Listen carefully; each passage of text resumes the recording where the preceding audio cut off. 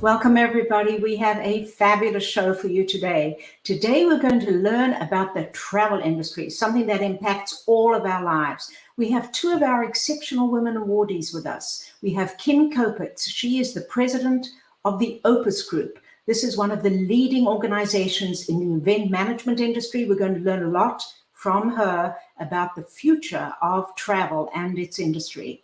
And with her, we have Sarah Lehman. Sarah is the CEO of Aboutzartico.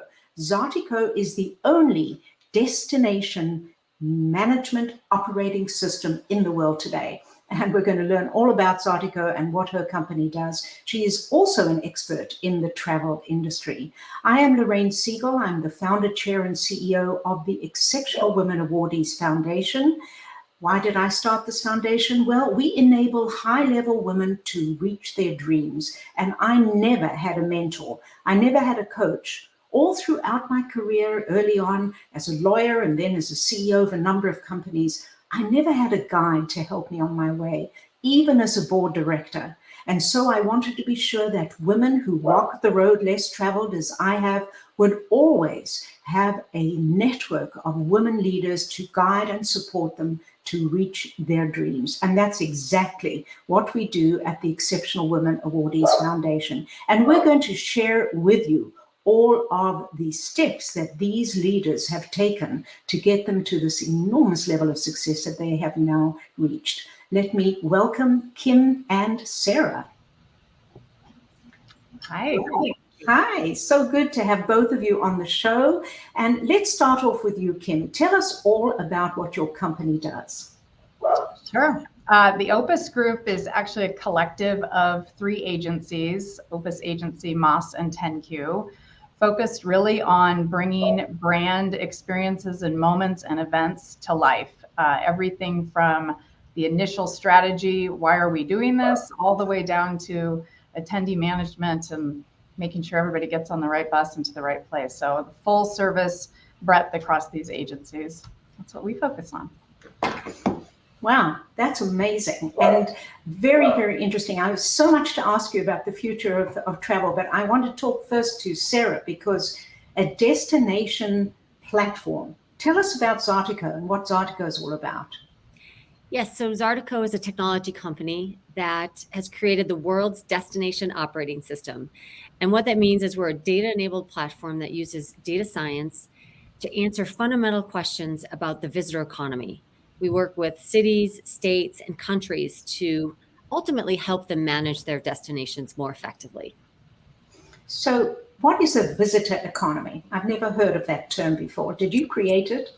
No, the visitor economy has been used. Oftentimes people think about it as tourism and travel, but in fact, the visitor economy is we use it to be broader in scope. And what we mean by that is in addition to travel to see your friends and family, there's travel to, go to universities and look at colleges with your student. There's medical tourism, there's ecotourism, there's obviously business travel. And so visitors is a much broader perspective. In fact, the visitor economy is the 10th largest industry in the world and creates 1 in 10 jobs worldwide. Wow, that's impressive. That really is. So, Kim, back to you for a moment. Before COVID hit, of course, you had an enormously thriving business, and then you had to pivot. Tell us what you did the month after COVID hit. Yes, the infamous pivot. I think we've all used that word. The pandemic really just knocked the socks off our industry. It literally became illegal to do our jobs and get people together. That was our focus.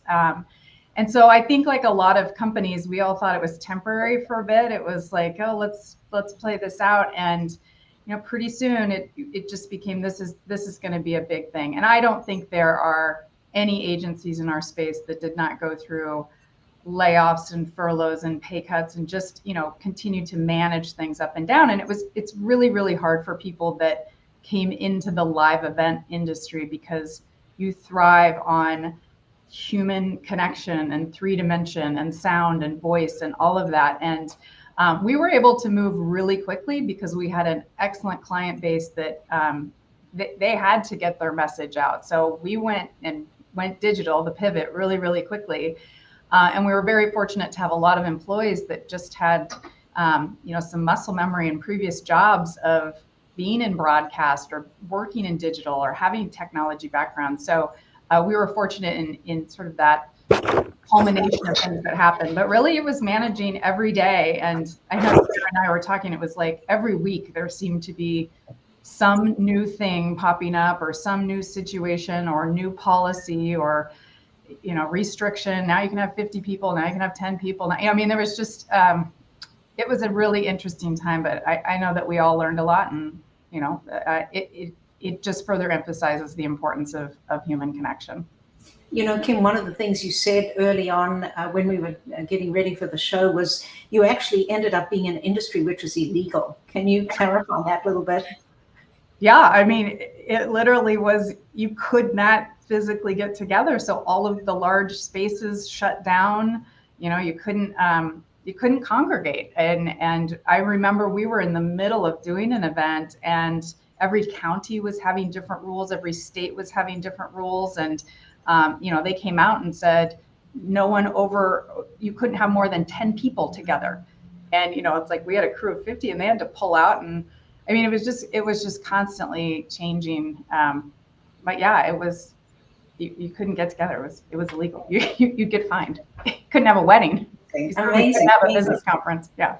And you've not only survived, you've thrived. So I'm going to come back to that because, Sarah, you have a wonderful story of what happened the month before COVID hit and then when COVID hit. Let us know what happened then. Yeah, so I joined in January of 2020, and we launched our minimal viable product March of 2020. And you all know what happened the week next, and that was the world shut down.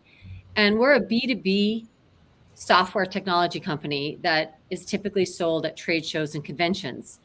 Obviously, one was canceled, and my team, again, like Kim mentioned, we all felt it was just going to be a temporary thing. But then when the second event canceled and the third, I looked around to my team and said, listen, we only have about a couple more months worth of runway. We've got to figure out how to launch our company. So, to the credit of one of my co-founders and our chief revenue officer, they took the trade show to the people and literally rented an RV, drove from San Francisco to Ocean City, Maryland, and set up pop-up trade shows in all 42 cities across the nation, and socially distanced and did demos outside with masks. And that was the launch of our company. Proud to say that we're now 143 strong partners work on our operating system. But for a while there, it was touch and go. And I think the fact that we emerged during that time is a testament to the resilience, but also to the creativity that the team just innately has in responding to what I would call a major crisis. No, I would agree with that. And I think for both of you, your leadership skills have been honed like never before. And you have so much to teach us and also future generations who may encounter, hopefully not pandemics, but crises. And I think that that's a critical amount of expertise that you probably don't even realize that you have, but you have it.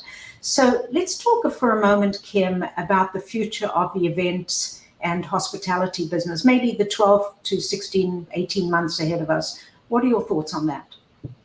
Yeah, I think we are still really in a flux period. There's still a lot of figuring things out. I mean, COVID is still here. You're starting to see some ramping up again of that in certain pockets and areas. The strategy around the engagements and experiences, the pendulum swung on the B2B side 100% to digital because you didn't have a choice. And now there's this pent up demand for people to get back together in person because they haven't for 2 years. So, we see clients using a conference as a way to get their whole team together, and everyone's going. So there's just different driving functions as to why people are going to events or they're having events. And I think we'll see in the next, 12 to 18 months or so, the pendulum sort of level out as to really identifying a strategy to say, these events always will do well digitally. We can actually expand our reach broader than ever before. You would never get all of those people together, and we can get that message out. And then there's going to be events that just work better together in person. Maybe it's it's thought leadership, or it's that networking connection, or it's executive summit. So it really is going to be very content focused, content driven. I think we learned a ton about people's behavior. People are making decisions as to how they're going to spend their time.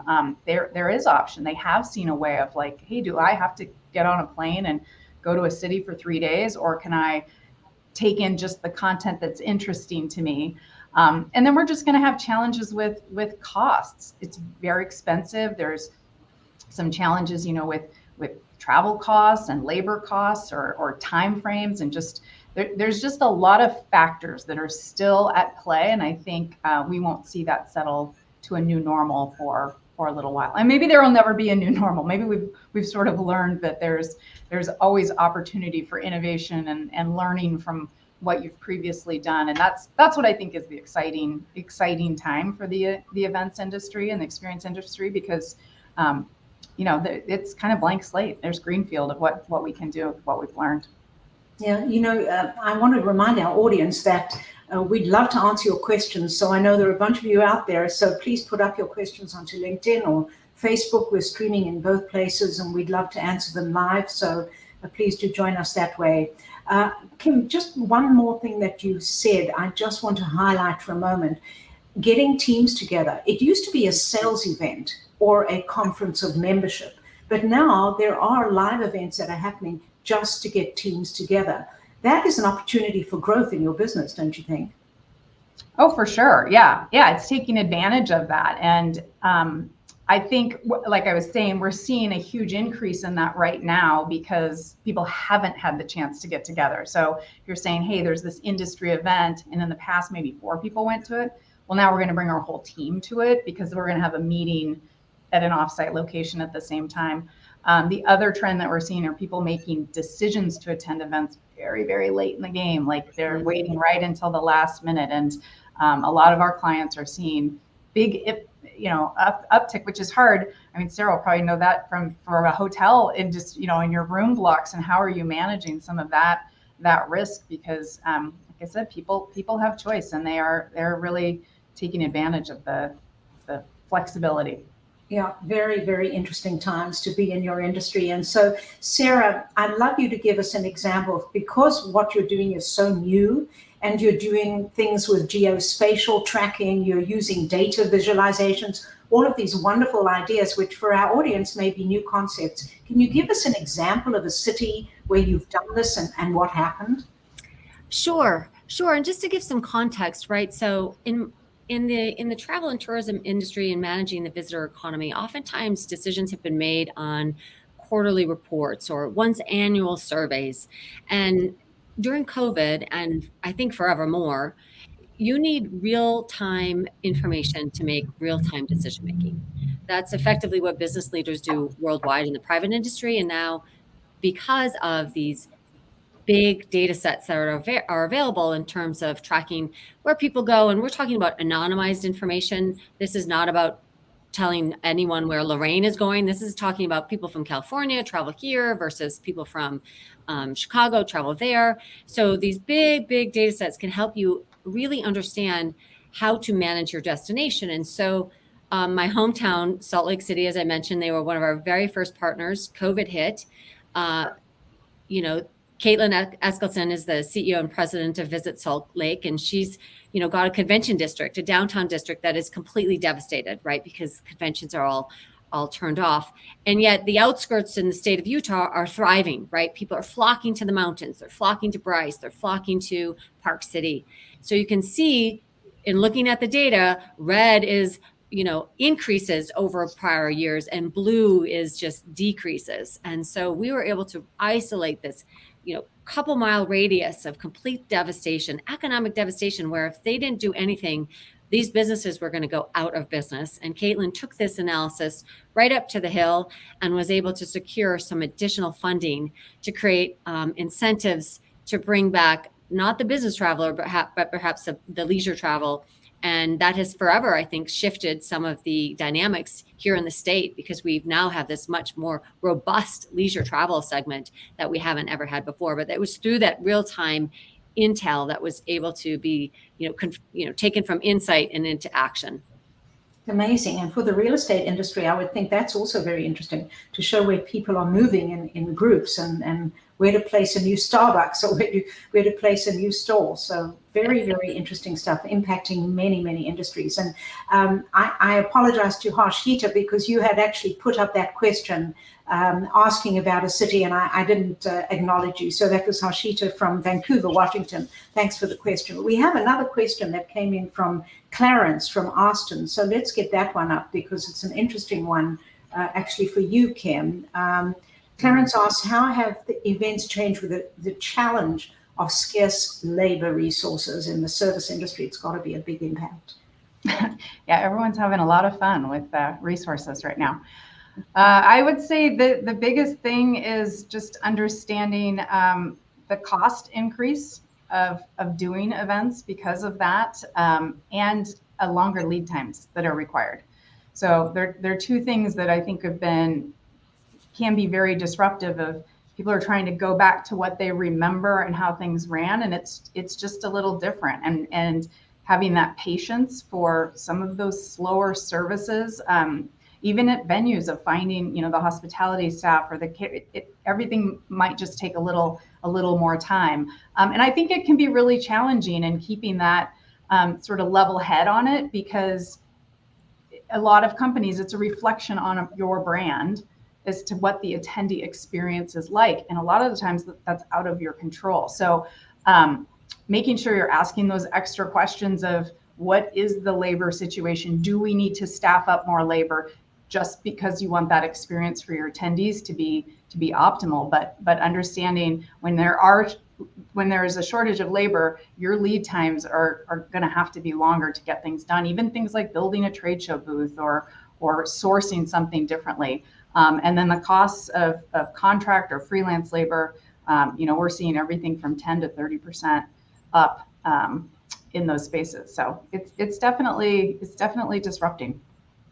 Yeah, that sure is. There's another question, and by the way, please keep on putting questions in to our audience. We love hearing from you. There's one that just came in from Molly from Castle Rock in Colorado, and she wants to know, has the pandemic changed your way of working? You've addressed that a little bit, but let's talk about your personal way of working. And why don't you take that first, Sarah? Sure. So as I mentioned, we launched our company during COVID, and we're based, the three owners, the three founding team are based here in Utah. We had this vision of creating a strong nucleus of individuals here in Utah. And we had to change on the dime to become a work from anywhere organization because we were growing and needed to add talent immediately during the pandemic when we couldn't even bring anyone out for an interview, let alone ask them to relocate. And so we had to make the decision that we were going to be then and forevermore a work from anywhere organization. That was a big change for me. I am not going to lie. I worked 10 years at a manufacturing facility where I was a walk-around manager. I could see and feel and touch, where we were in terms of today's production.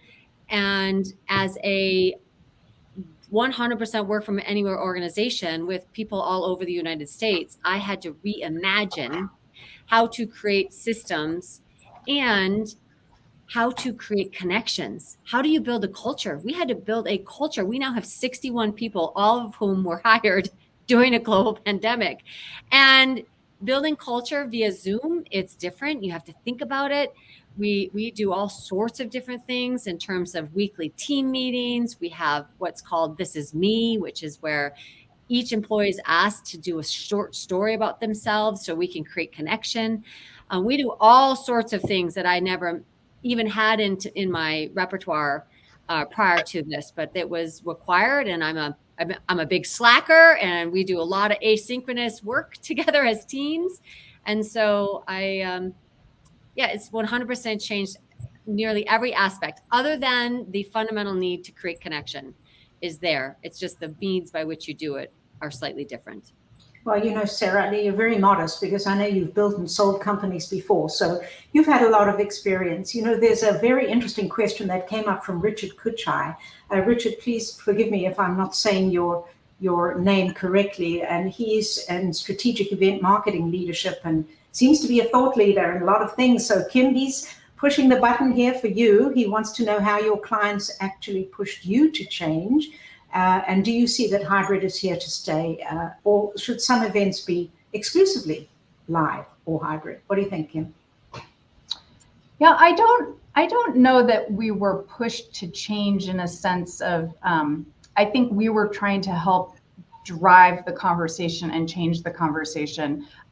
We had clients that were a little bit of paralysis, that were just like, I just need my live event online now. Like I have to, and even trying to take the same agenda and put it online. And then others that really looked at it as an opportunity to blow up their entire portfolio, to say, oh my gosh, we can stop doing events that we've been doing. We haven't known how to get out of them.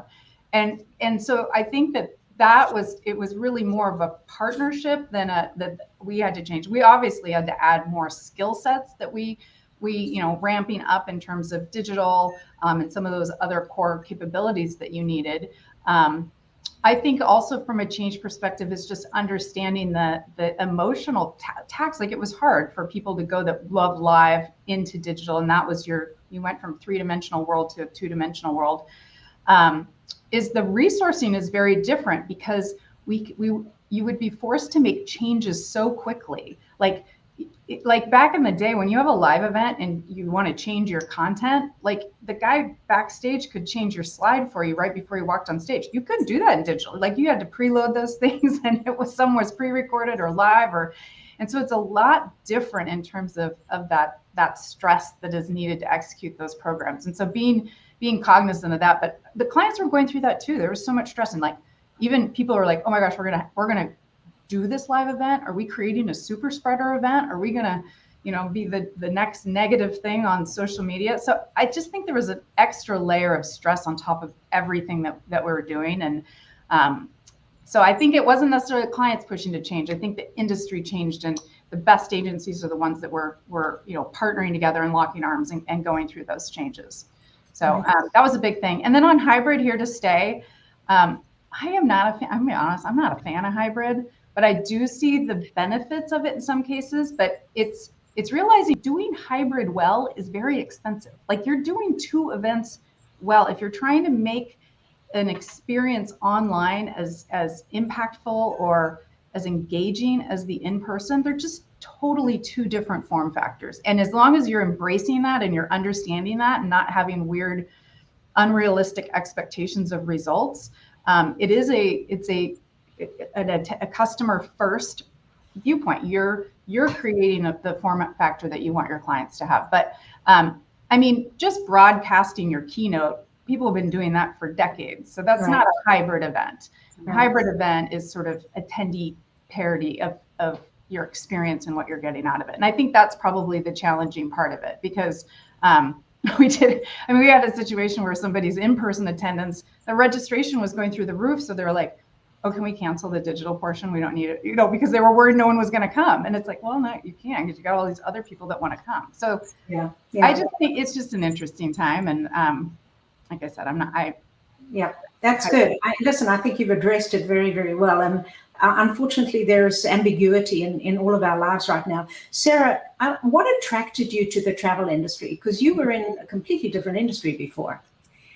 Yes. So I ran my last company, which was NV Composites, a manufacturer of carbon fiber bicycle wheels and components, for almost a decade. I joined it when it was a turnaround, grew it, sold it, stayed on the combined entity. And I promised my kids I'd take a small break after selling that company and running it for a while. And it was during that, year and a half that I started to really reflect on what I was looking for in this next chapter. And I did this whole rubric, designing your life, thinking through the major factors of what I was looking for. And ultimately, I absolutely wanted to join an industry that was new to me. I've always been a student of technology, but never in the technology world. And then when I discovered and met these 2 founders that combined travel and technology, it seemed like a match made in heaven. Selfishly, I wanted my now teenagers, I have an 18-year-old, 17-year-old, and a 15-year-old. I wanted them to see their mom at 50 do really hard things and try something totally new and risk failure live, in front of their very eyes. And so it wasn't a huge leap of faith for me to jump. It's certainly a huge leap of faith for my founders to say, yeah, let's come on, come on in as the CEO of this industry. But I ultimately joined it because I knew I could have an impact. I knew I was going to learn. And going back to a startup was a bit startling to myself. I wasn't totally expecting myself to go back to a startup, but the opportunity to create the company that I have forever wanted to work for from scratch was really appealing to me. And so those things in connection to each other helped me make the big jump into. I'm impressed, Sarah. I mean, I had one child and that took up a lot of time. I can't imagine having, you have 3, do you say, or 4? 3 teens. Yep. Oh, wow. Okay. You have your hands full. And what an amazing mom you are, and what an amazing role model for them to see. So, Kim, you went into sports marketing and then technology. How did those industries affect what you do today? Yeah, I sort of fell into the event industry by accident. I think a lot of people follow that path. It's the accidental event planner. And so I worked for the NBA right out of college in a management training program. And my second rotation was events and attractions. And I really was hooked on it. And from there, I went and worked at Nike doing events. But what was interesting to me, when I left Nike, I went over to the agency side, which is where I've started my career with Opus, that all the clients were in tech. And I was much more attracted to the evolution and innovation around the product and the technology itself.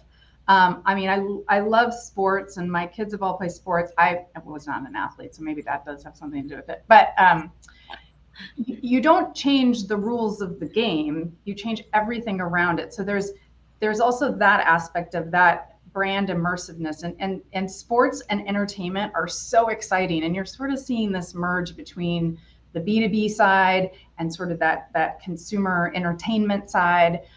So it's been really valuable to have experienced both sides of that in my career. But I do just really love the it's kind of mind-boggling sometimes, the technology and the things. I mean, Sarah, your company's doing it with the AI. The things that we can do today, like I like having events and conversations about those. Yeah, it's pretty amazing. It really is.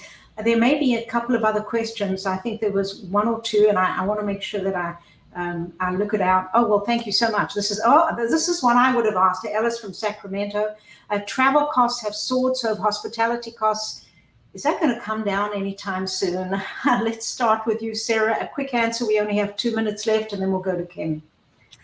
I unfortunately don't see a lot of the costs coming down real soon. I think we're going to have a high cost summer, but I don't think that will prevent people from traveling. I think it will cause people to travel just differently, because that pent up demand for human connection is real. And I don't think costs are going to prevent people from seeing their loved ones. Yeah, so we just sort of tighten the belt a little bit, take a deep gulp and go. So Kim, give us your answer, and also tell us a little bit about your kids. Oh yeah, I agree. I don't think the costs are coming down, and yeah, it's the trade-offs that people are having to make to get together on that side, because it goes back to that supply and demand conversation too. You know, there's less planes or there's less pilots, so there's the demand, and it's just an economic study. But yeah, my kids, I also have 3, 19, 17, and 13. So actually my 17-year-old just graduated from high school last night, so that's very exciting. Yeah, mine too. Yesterday as well. Congratulations to us. Yeah. Yes. Okay, so here's a general question for both of you, because we always have this question. It hasn't come up on the show today, but I know that it's always there. How did you cope? How did you cope with 3 kids who are obviously bright and wonderful and busy? So, Kim, why don't you start? I traveled all the time, so that's how it goes. I'm just kidding.